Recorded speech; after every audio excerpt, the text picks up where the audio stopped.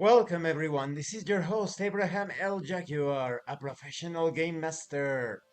First of all, this channel is proudly sponsored by D3 Studios, the publishers and developers of Dames of Asstoria, a tabletop role-playing game where you play as monster girls, experiencing high adventure in a world that doesn't fully accept them. They have recently released Daughters of Lamb. This is a pay-what-you-want tabletop RPG where you get to play as cybernetic nuns with guns, looking for the missing pieces of their AI god. You will find it in their website. The link will be in the description and in the pinned comment. This channel is also proudly sponsored by the Red Room Publishing.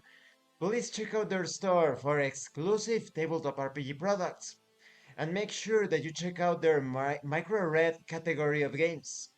They are self-contained games with a condensed campaign setting and a summarized version of the red system. It's perfect for pick up and play. You will find it in the description and in the pinned comment as well. Tonight, or rather today, it's still day over here. Today I am continuing the review series featuring DarkEnergy, version 1.5. If you haven't seen the other parts of my review series, featuring this high-tech and high-fantasy tabletop role-playing game, please check out the playlist in the description below. This time we are going to talk about the setting. This section of the book contains everything. Information on the planes of existence. The universe is vast and includes many worlds and alternate dimensions called the planes. You have details on the material plane. This is where all fantasy gaming worlds exist, usually, and it is the starting point for most campaigns and adventures. This game is, of course, no exception. But there is also beyond the material plane. You have the means to travel to other planes of existence. You have details on the upper planes, the kingdom of heaven, which is made up of these. There are 7 major planes that make up the kingdom of heaven: the Empyrean, Paradise, Olympus, Asgard, Aru, Tian, and Swargaloka. Each of these planes has smaller subdivisions within that are called the inner planes or inner realms. You also have details on the lower planes. The 9 hells are made up of the lower planes, and of course this is the stuff of all evil. You have Purgatory, Gehenna, Jahannam, Naraka, Diyu, Shivalva, Nifl, Tartarus, and the Abyss. You also have the transitive planes. The netherworld is made up of these planes. They are mostly featureless realms that serve primarily as ways to travel from one plane to another and act as judgment areas for arriving souls. You have details on the veil between worlds. The planes of existence are separated from each other by this mystical barrier, the veil. There are, however, various ways to traverse the veil.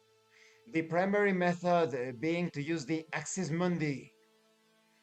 You also have details on the pocket universes, small spaces within their own unique, that is, they contain rules that are separate from other realities, self-contained worlds or realms.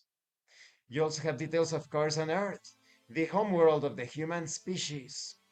You have about the background history concerning the shearing of the veil, a catastrophic malfunction at the newly upgraded Large Hadron Collider unleashes titanic forces that shear away the veil between worlds.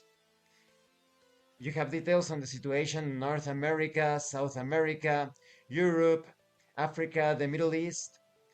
And of course, this also serves as inspiration for other places that are not specifically covered. You also have details on how bionics came to be. After the shearing, Human technology exploded with the addition of magic to make more advanced cybernetics and mechanical enhancements. People that embraced this new cyber tech and upgraded their bodies with it have become known as bionics. And there are just so many details, adventure seeds, background information concerning all sorts of worlds, such as Gaia, the homeworld of the Elves. You also have details on Nibiru, the homeworld of the Kefali, of the fantasy species of this new version of DarkEnergy 1.5. There is just a plethora, an endless variety of campaign and adventure seeds for you to explore. And this concludes this part of the review series. In the next part, we are going to talk about the factions and organizations. Something that caught my eye is that you have sections to place or write your own notes. Of course, this is not going to be very useful on the PDF, but if you decide to purchase this as a physical book or print it, then you can use these notes sections to write down your original take on the setting or even changes that occur during the campaign. Because I really like the takes on various fantasy staples, such as the orcs, which are in this case quite honorable. They're a bit like samurai. You even have this cyborg, so an orc enhanced by human technology. Thank you for watching this part of the review. Don't forget to leave a like, comment, and subscribe. And thank you so much to those of you that are going the extra mile to support the channel. If anyone else wishes to further support the channel, consider joining as a member using the Super Thanks button. Take a look at the information in the description and in the pinned comment. This has been your host, Abraham L. Jaguar, a professional game master. And remember, in tabletop RPGs, you are not telling stories about your characters. You are experiencing the game world as your characters.